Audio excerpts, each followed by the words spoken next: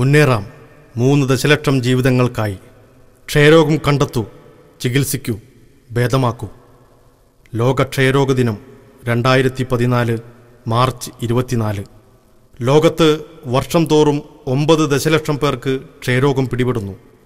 അതിൽ 3 ദശലക്ഷം പേർക്ക് നേരായ ചികിത്സ പോലും ലഭിക്കുന്നില്ല എന്നതാണ് യാഥാർത്ഥ്യം. ക്ഷയരോഗം ബാധിച്ച ഒരു വ്യക്തി വർഷത്തിൽ 10ഓളം പേർക്ക് അത് പകർത്തുന്നു. നേരായ ചികിത്സ ലഭിക്കാത്ത ഈ 3 ദശലക്ഷം പേർക്കായി നമുക്ക് മുന്നേറാം.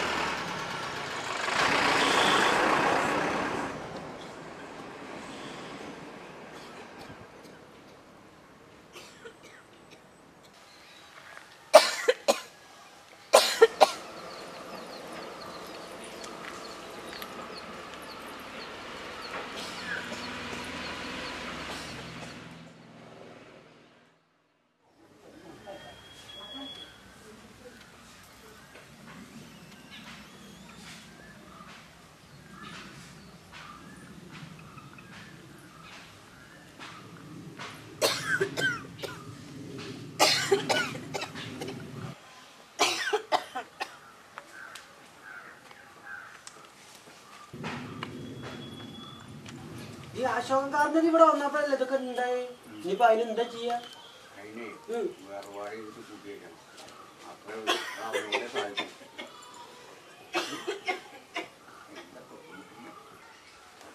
ഇങ്ങനത്തെ നശിച്ച ചുമ അപ്പുറത്തെ മാധവന്റെ കുടുംബം കൊള്ളുന്നുണ്ട്. അതെങ്ങനെ? ഇവരൊക്കെ വലിയ പ്രൈവറ്റ് ആശുപത്രിയിലല്ലേ പോയിരുന്നു. മരുന്നുകൊണ്ടൊന്നും കാര്യമില്ല, മന്ത്രം വേണോ? അതന്നെ, ഇപ്പോഴുള്ളവർക്കൊക്കെ അതിന് വിശ്വാസം വേണ്ടേ? നാടും വീടും നശിച്ചോണ്ടിരിക്കുക. നീ ആ ചേനോടെ കൊണ്ട് വരാൻ പറ.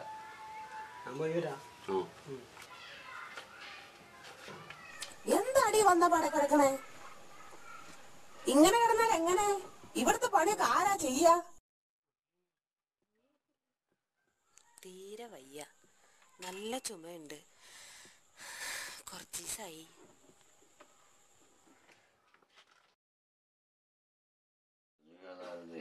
ഭഗവതി ഭദ്രകാളി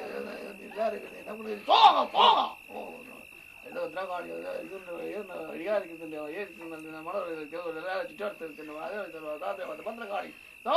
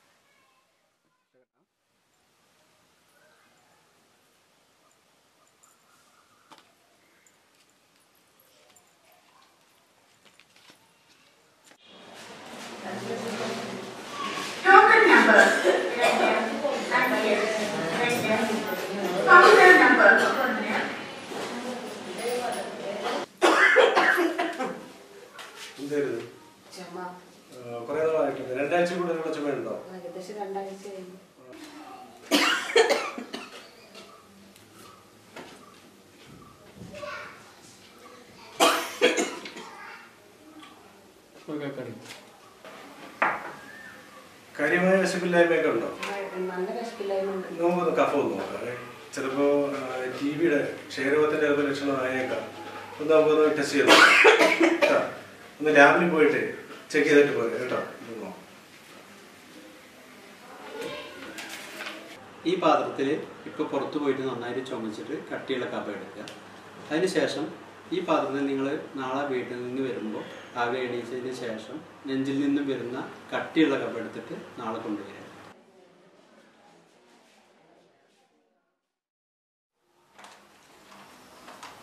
ലാബിൻ്റെ റിപ്പോർട്ട് ക്ഷയരോഗത്തിൻ്റെ അടുക്കണുണ്ടല്ലോ. പേടിക്കേണ്ടതുമില്ല. നമുക്കൊരു 6 മാസത്തെ ട്രീറ്റ്മെൻറ്റ് ഉണ്ട്, അത് ചെയ്യാം. വിഷമിക്കേണ്ട കാര്യമൊന്നുമില്ല. ഡീറ്റെയിൽസ് മൊത്തം STS പറഞ്ഞു തരും. അപ്പുറത്ത് പോയി നോക്കിയാൽ കേട്ടോ.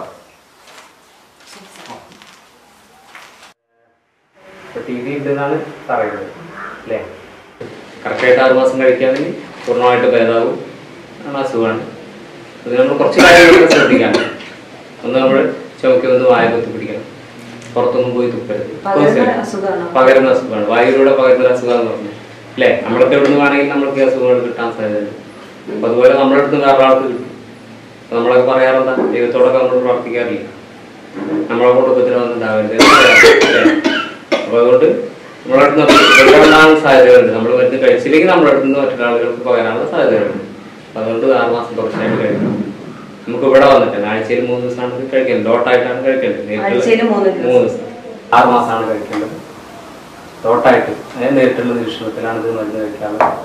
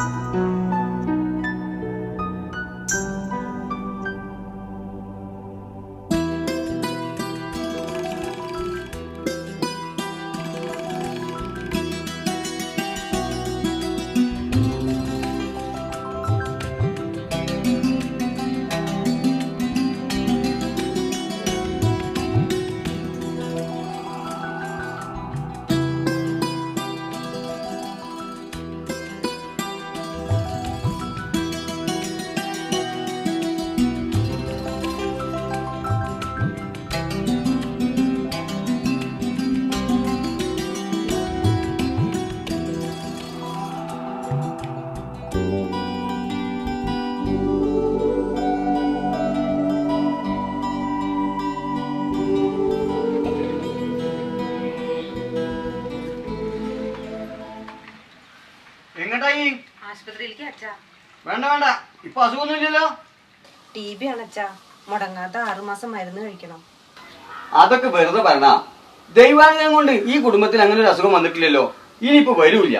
അല്ലെങ്കിൽ തന്നെ മരുമോൾ ഇടയ്ക്കിടയ്ക്ക് ആശുപത്രി കാണുന്ന ആൾക്കാർ അതൊന്നും പറയുന്നുണ്ട്. ഇനിയിപ്പോ ഇതും കൂടി ആയാ ചാവാ നല്ലത്. പനിയും കുറയൊന്നും ഇപ്പൊ ഇല്ലല്ലോ, ഇനി പുറത്തിറങ്ങണ്ട. മരുന്ന് മുടങ്ങാൻ പാടില്ല അച്ഛാ. മിണ്ടരുത്, ഞാൻ പറഞ്ഞോണ്ട് കേട്ടാ മതി. അത് വാ.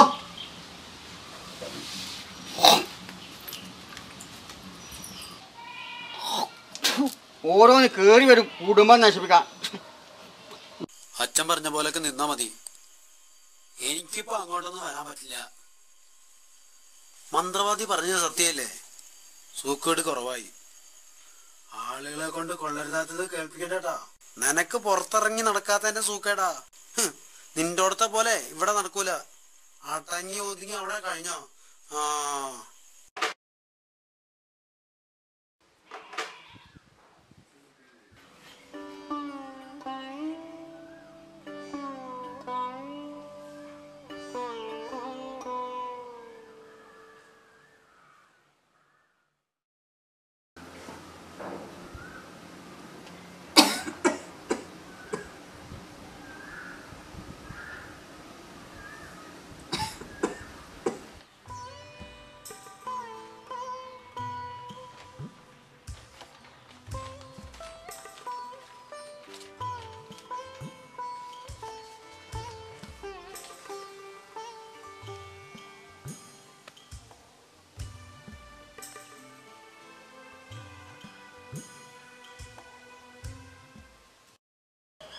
ഞാൻ അന്നും പറഞ്ഞില്ലേ ശങ്കുണ്ണിയേട്ടാ, ഇങ്ങനെയുള്ള കാര്യങ്ങളിലൊക്കെ ചില മന്ത്രവാദം എന്തെങ്കിലുമൊക്കെ ചെയ്തു വെക്കണമെന്ന്. ഇതില്ലാത്ത കാരണമാണ് ഇങ്ങനെയൊക്കെ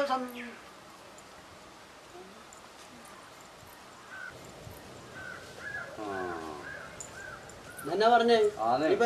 ഒരു കത്തുണ്ട്. അത് നിങ്ങൾക്കല്ല, ബിന്ദുവിനാണ്. ബിന്ദുവിനാ.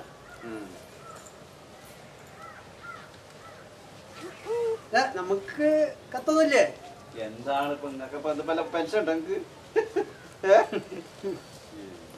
ഒരു മിനിറ്റ് ഒന്ന് നിൽക്കും, ഒരു കത്തുണ്ട്.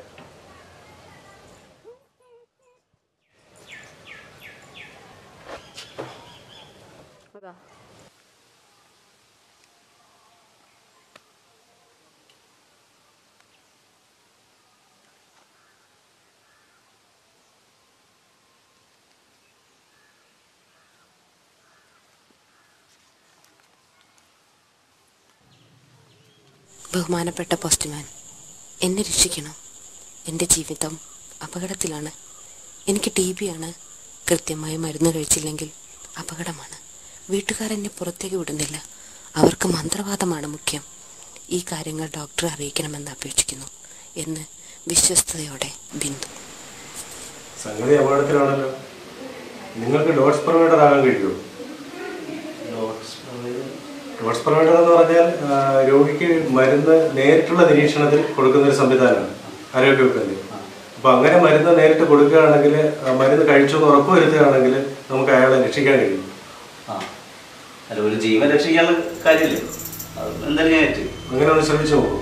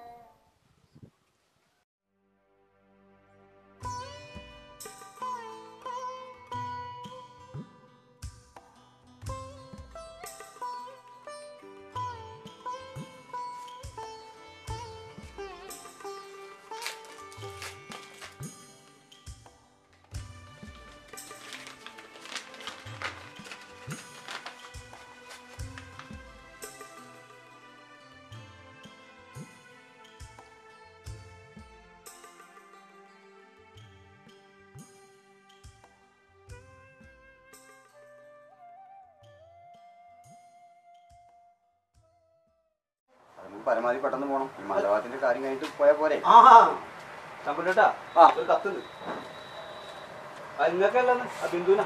കൊറേ ദിവസമായാലും നിങ്ങൾ ഈ കളി തുടങ്ങിയിട്ട്. എന്താ നോക്കട്ടെ, ഒന്ന് വായിച്ചാ. അതാ കുട്ടിയുടെ TVയും പൂർണ്ണമായിട്ട് മാറി എന്നുള്ളതിന്റെ ഡോക്ടറുടെ റിസൾട്ടാണ്. നോക്കിയാൽ മനസ്സിലാവുള്ളൂ. നിങ്ങൾ 6 മാസം പിന്നെ മന്ത്രവാദം ചെയ്തിട്ട് കുട്ടിയുടെ TV മാറിയെന്നല്ല. നോക്കിയാൽ മനസ്സിലാവുള്ളൂ.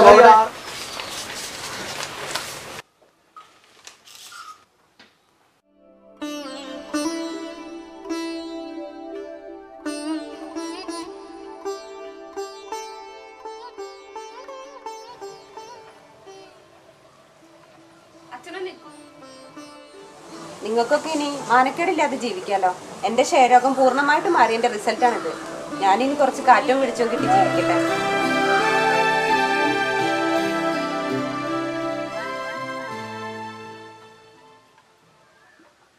പോസ്റ്റ്മാൻ,